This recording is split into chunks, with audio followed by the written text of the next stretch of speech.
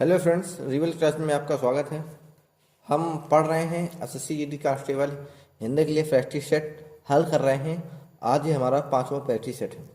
हम इस practice set में 25 प्रश्न कराते हैं। दोस्तों, हम बात करते हैं जो हमारा एग्ज़ाम होगा एसएससी जीडी कांस्टेबल का, तो पैटर्न पर हमारे यहाँ पर एसएससी जीडी यानी एसएससी के द्वारा यहाँ पर परिवर्तन किया गया है। तो पहले जो एग्ज़ाम होता था तो हिंदी के 25 क्वेश्चन आते थे, लेकिन अब जो एग्ज़ाम होने जा रहे हैं उससे हिंदी के 20 प्रश्न पूछे जाएंगे। 20 प्रश्न पूछे जाएंगे। इसमें एक प्रश्न हमारा होगा, यहाँ पर एक प्रश्न के लिए हमें 2 अंक मिलेंगे।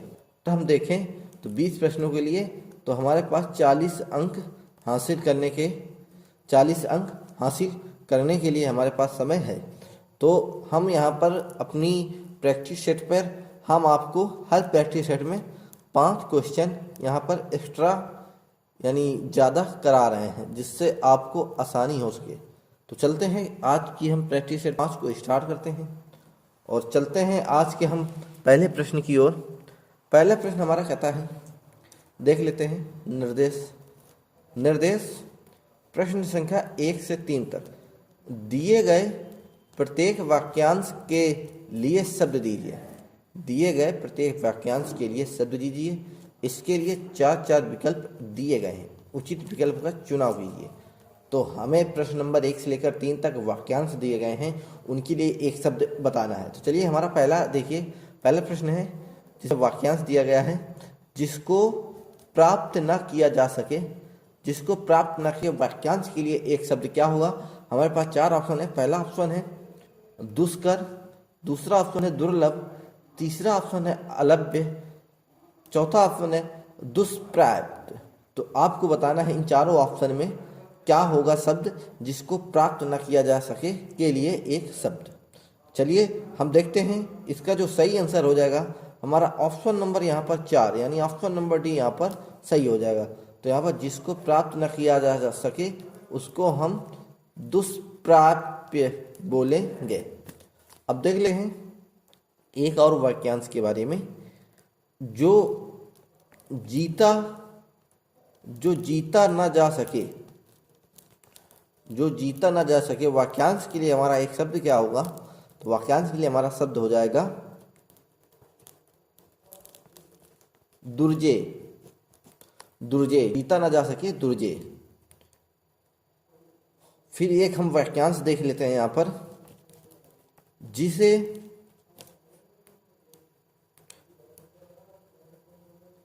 जिसे करना बहुत कठिन हो। जिसे करना बहुत कठिन हो, इसके लिए हमारा जो एक शब्द हो जाएगा वो हो जाएगा दुष्कर। शब्द हो जाएगा दुष्कर। तो हमने ये पहला प्रश्न देखा। अब देखते हैं अगले प्रश्न में। अगला प्रश्न हमारा कहता है, मन को आनंदित करने वाले की एक शब्द बताइए। 4 ऑप्शन दिया है। पहला ऑप्शन दिया है मोहित, दूसरा ऑप्शन दिया है प्रिय, तीसरा ऑप्शन दिया है श्रेयस, चौथा ऑप्शन दिया है मनोरंजक।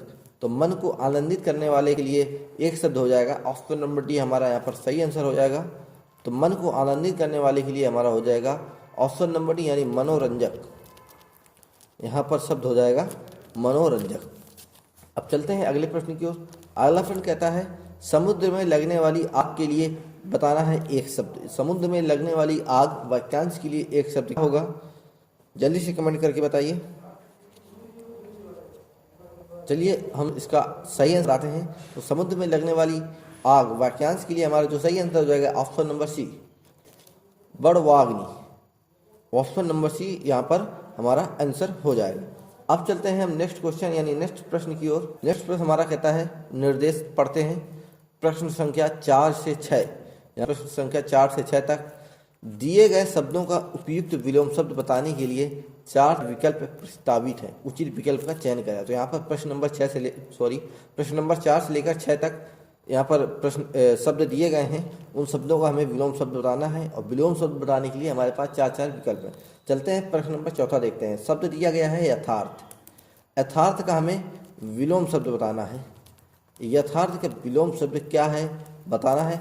हमारे पास पहला ऑप्शन दिया गया है स्वप्न, दूसरा ऑप्शन दिया, यहाँ पर ऑप्शन ऊपर नीचे हो गए हैं, तो हमारा यहाँ पर दूसरा ऑप्शन दिया है विचार, तीसरा ऑप्शन दिया है उड़ान, चौथा ऑप्शन दिया है कल्पना।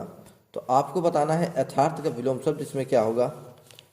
तो यहाँ पर हमारा यथार्थ का विलोम शब्द हो जाएगा कल्पना। ऑप्शन नंबर डी यहाँ पर हमारा सही हो जाएगा, यथार्थ का विलोम शब्द कल्पना हो जाएगा। चलते हैं अगले प्रश्न की ओर। अगला प्रश्न कहता है यौवन शब्द के लिए विलोम शब्द। तो यौवन शब्द के लिए विलोम शब्द क्या हो जाएगा। पहला ऑप्शन दिया है जीत, दूसरा ऑप्शन दिया है मृत्यु, तीसरा ऑप्शन दिया है पराजय, चौथा ऑप्शन दिया है जरा। तो यौवन शब्द के लिए आपको बताना है विलोम शब्द। तो ये देखते हैं इसका सही आंसर, यहाँ पर ऑप्शन नंबर डी इसका सही आंसर हो जाएगा। यौवन शब्द का जो विलोम शब्द हो जाएगा वो हो जाएगा जरा। अब चलते हैं फिर से अगले प्रश्न की ओर। अगला प्रश्न कहता है प्रतिवादी। प्रतिवादी हमारा शब्द दिया है, इसका विलोम शब्द बताना है आपको। विलोम शब्द बताना है प्रतिवादी का विलोम शब्द क्या होगा। चार ऑप्शन दिए गए हैं। पहला ऑप्शन दिया है आरोपी, दूसरा ऑप्शन दिया है संवादी, तीसरा ऑप्शन दिया है विपक्षी, चौथा ऑप्शन दिया है वादी। तो इसमें एक विलोम शब्द है प्रतिवादी का। तो चलिए देखते हैं प्रतिवादी का विलोम शब्द हमारा क्या हो जाएगा। तो यहाँ पर ऑप्शन नंबर डी हमारा यहाँ पर सही हो जाएगा। तो प्रतिवादी का विलोम शब्द हो जाएगा वादी। अब चलते हैं अगले प्रश्न की ओर। अगला प्रश्न देखिए, निर्देश दिया है प्रश्न संख्या 7 से 9, दिए गए वाक्यों में से कुछ में त्रुटियां हैं।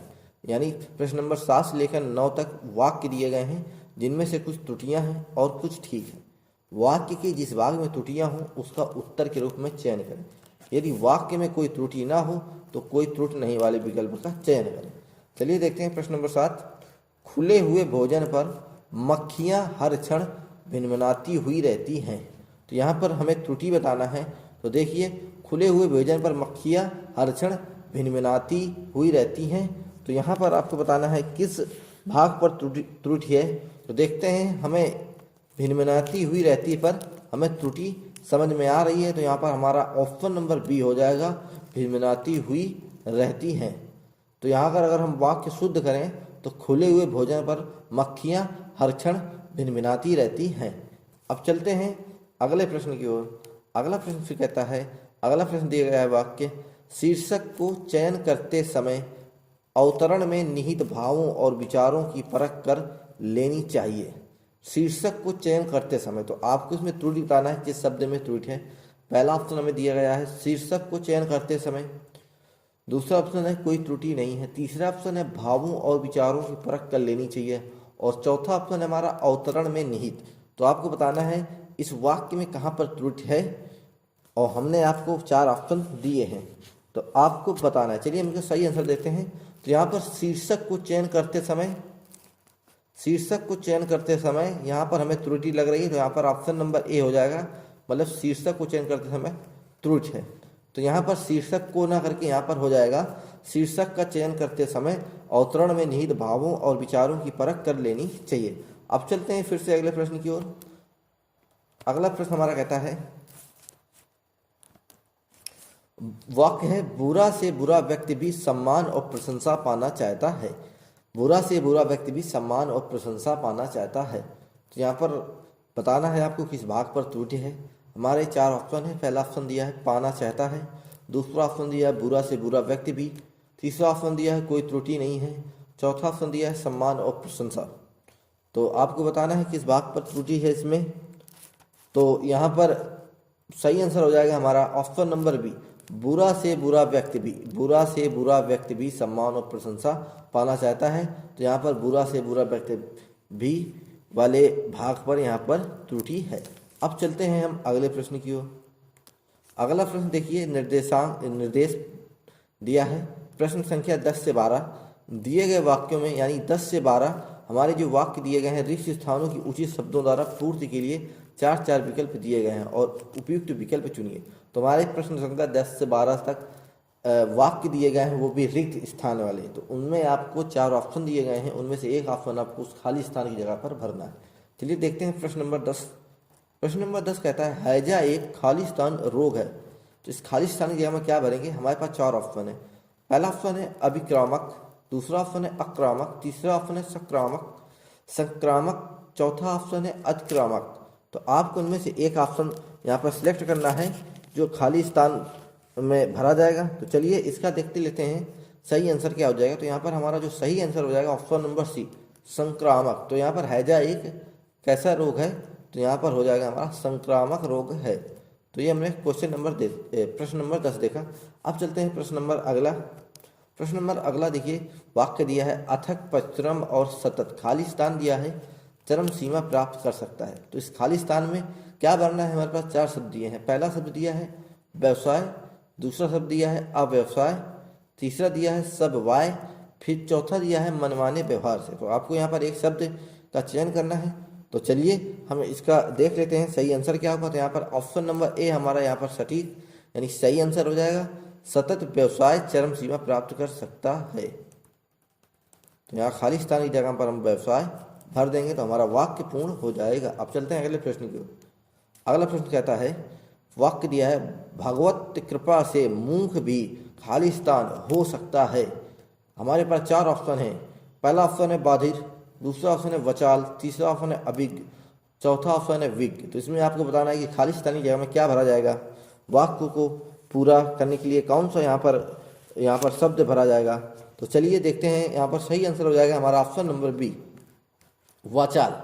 यानी मूक भी क्या हो जाता है, अगर भगवान की कृपा हो तो मूक भी तो बोलने लगता है, यानी वाचाल। यहाँ पर ऑप्शन नंबर बी हमारा यहाँ पर सही हो जाएगा। अब चलते हैं अगले प्रश्न की ओर। अगला प्रश्न हमारा कहता है, निर्देश पढ़ते हैं। निर्देश है प्रश्न संख्या 13 से 17। दिए गए अनुच्छेद में रिक्त स्थानों की उचित शब्दों द्वारा पूर्ति के लिए 4 विकल्प दिए गए हैं और उपयुक्त विकल्प चुनिए। तो हमारे पास एक अनुच्छेद दिया गया है, उसमें कुछ वाक्य बीच से गायब कर दिए गए हैं। तो उस रिक्त स्थान के बारे में हमें बताना है। तो चलिए देखते हैं, पढ़ते हैं हम यहाँ पर अनुच्छेद। कुछ लोग ज्ञान प्राप्त को ही शिक्षा का एकमात्र, और यहाँ पर शब्द हटा दिया गया है, ना मानते हैं। यहाँ पर खाली स्थान है, यहाँ पर ये गलत टाइप है, ना नहीं मानते हैं। तो यहाँ पर आपको बताना है खाली स्थान पर क्या भरा जाएगा। तो देखिए प्रश्न नंबर 13 में हमारे शब्द दिए गए हैं। पहला शब्द दिया गया है माध्यम, दूसरा शब्द दिया गया है सहारा, तीसरा शब्द दिया गया है उद्देश्य और चौथा शब्द दिया गया है औजार। तो आपको बताना है इन शब्दों पे यहाँ खाली स्थान पर क्या भरा जाएगा, जो इस वाक्य को सही अर्थ भी दे और पूर्ण भी करे। तो चलिए हम देख लेते हैं 13 नंबर का जो यहाँ पर हमारा सही ऑप्शन यानी विकल्प हो जाएगा। ऑप्शन नंबर यहाँ पर सी हमारा सही विकल्प हो जाएगा, उद्देश्य। तो कुछ लोग ज्ञान प्राप्त को शिक्षा का एकमात्र उद्देश्य यहाँ पर भर देंगे, मानते हैं। अब देखते हैं आगे। ऐसे लोग चाहते हैं कि विद्यार्थी पुस्तकें ही पढ़ें, अन्य कुछ ना करें, तभी उनके ज्ञान में। अब यहाँ पर देखिए खाली स्थान होगी। तो यहाँ पर देखिए प्रश्न नंबर 14 में शब्द दिया गया है, क्या भरा जाएगा। तो पहला शब्द दिया गया है पूर्ति, दूसरा शब्द दिया गया है अभिवृद्धि, तीसरा शब्द दिया गया है प्राप्ति और चौथा शब्द दिया गया है उपलब्धि। तो यहाँ पर हमें सटीक और सही शब्द भरना है, जिससे हमारा वाक्य भी पूर्ण हो जाए और अर्थ भी सही यहाँ पर निकले। तो यहाँ पर उनके ज्ञान में, तो यहाँ पर ऑप्शन नंबर हमारा बी सही हो जाएगा, अभिवृद्धि होगी।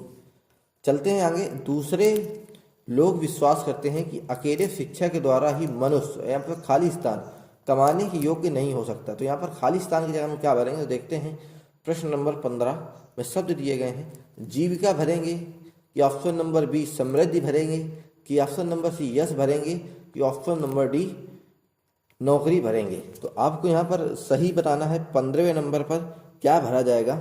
चलिए देखते हैं 15 नंबर खाली स्थान पर यहाँ पर भरा जाएगा हमारा ऑप्शन नंबर ए, यहाँ पर सही हो जाएगा जीविका। यहाँ पर क्या भरा जाएगा, जीविका। जीविका भर देंगे तो हमारा यहाँ पर वाक्य भी पूरा हो जाएगा और अर्थ भी सही आएगा। देख लेते हैं, अकेले शिक्षा के द्वारा मनुष्य जीविका कमाने के योग्य नहीं हो सकता है। अब फिर आगे देखते हैं, ऐसे लोग हैं कि रोटी अधिक और खाली स्थान है। तो हम देखते हैं प्रश्न नंबर 16 में हमारे शब्द दिए गए हैं। पहला शब्द दिया गया है प्रकार, दूसरा शब्द दिया है महत्वपूर्ण, तीसरा शब्द दिया गया है उपयोगी और चौथा शब्द दिया गया है अनिवार्य। तो आपको इसमें बताना है कौन सा यहाँ पर सही यहाँ पर विकल्प हो जाएगा खाली स्थान के भरने के लिए। चलिए देखते हैं प्रश्न नंबर 16 के लिए यहाँ पर हो जाएगा हमारा ऑप्शन नंबर बी, यहाँ पर सही हो जाएगा महत्वपूर्ण। तो यहाँ पर हम भर देंगे महत्वपूर्ण।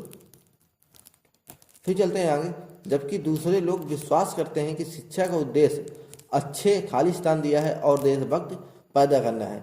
तो हमारा अगला प्रश्न 17 में शब्द दिए हैं यहाँ पर खाली स्थान भरने के लिए। तो देखते हैं यहाँ पर शब्द दिया है 17 नंबर में। पहला शब्द दिया है नागरिक, दूसरा शब्द दिया है आदमी, तीसरा शब्द दिया है नौकर और चौथा शब्द दिया है लोग। तो आपको यहाँ पर एक शब्द चुनना है जो हमारे वाक्य को पूरा करे। तो चलिए हम 17 नंबर का देख लेते हैं। 17 का हमारा जो सही है ऑप्शन हो जाएगा, ऑप्शन नंबर ए हमारा यहाँ पर सही हो जाएगा। तो हम यहाँ पर 17 नंबर के यहाँ पर विकल्प पर हम यहाँ पर नागरिक भर देंगे। तो हमारा ये अनुच्छेद पूरा सॉल्व यानी हल हो जाएगा।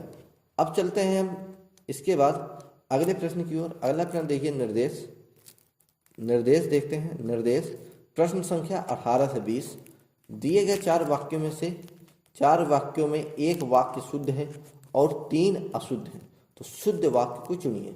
तो हमारे पास 4 वाक्य दिए गए हैं, उनमें से एक वाक्य शुद्ध है, बाकी 3 अशुद्ध है। तो आपको उन्हीं 4 में से शुद्ध वाक्य चुनना है।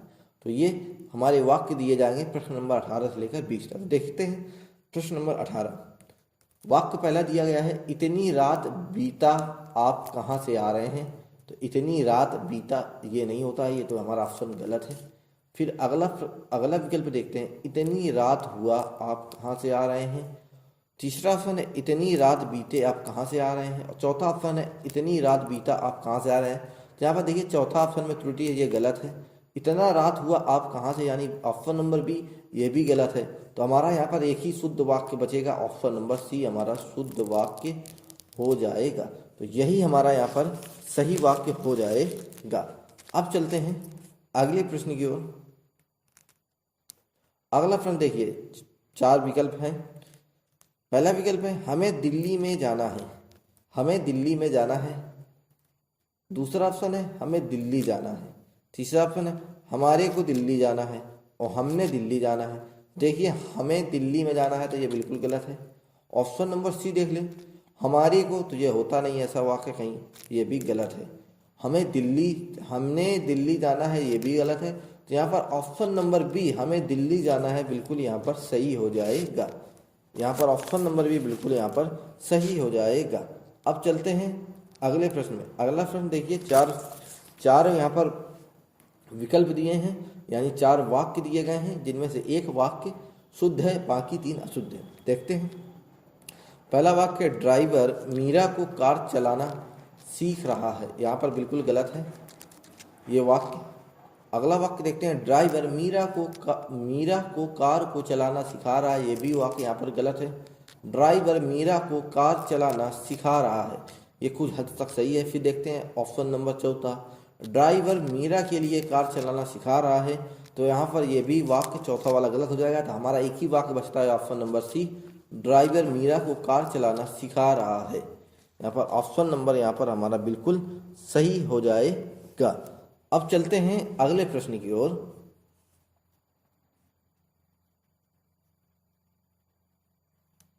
अगला प्रश्न देखते हैं, हमारा निर्देश है प्रश्न संख्या 21 से 22।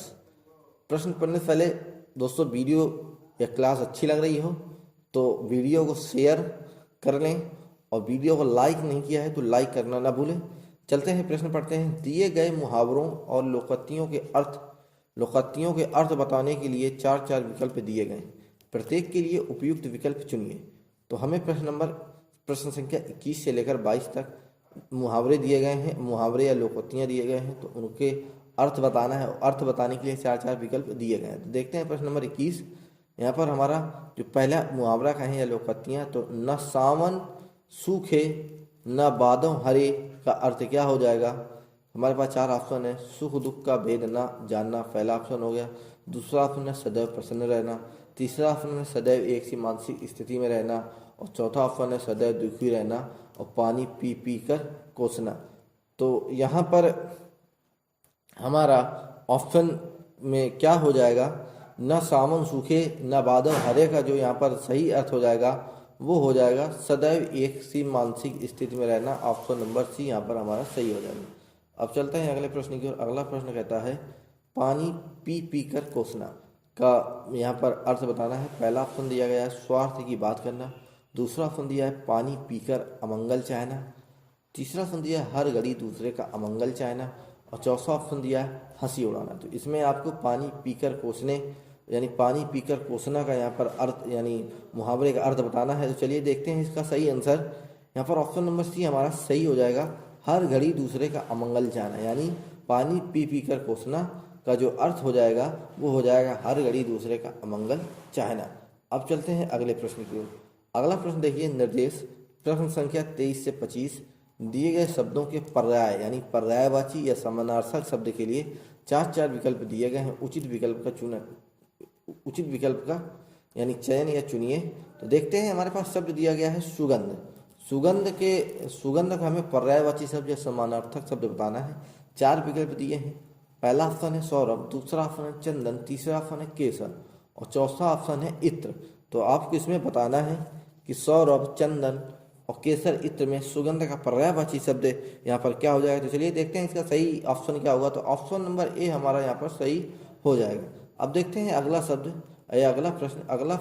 अगला शब्द है बादल।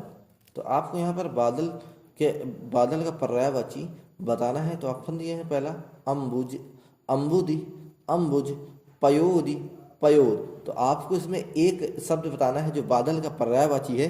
चलिए देखते हैं इसका जो सही आंसर हो जाएगा। ऑप्शन नंबर डी हमारा यहाँ पर सही हो जाएगा, पयोद। तो बादल का जो पर्यायवाची शब्द हो जाएगा वो हो जाएगा पयोद। चलते हैं अब अगले शब्द की ओर या अगले प्रश्न की ओर। प्रश्न नंबर 25 है, शब्द दिया गया है जंगल। तो आपको जंगल का यहाँ पर पर्यायवाची शब्द बताना है। हमारे पास 4 विकल्प हैं। पहला विकल्प है कुसुम, दूसरा विकल्प है बाग, तीसरा विकल्प है द्रुमदल और चौथा विकल्प है कानन। तो आपको जंगल के इसमें पर्यायवाची शब्द बताना है। तो चलिए हम बताते हैं इसका पर्यायवाची क्या होगा। तो यहाँ पर हमारा ऑप्शन नंबर डी यहाँ पर सही हो जाएगा, कानन। तो जंगल का जो यहाँ पर पर्यायवाची शब्द हो जाएगा वो हो जाएगा कानन। तो दोस्तों आज हमने इस प्रैक्टिस सेट में 25 क्वेश्चन देखे।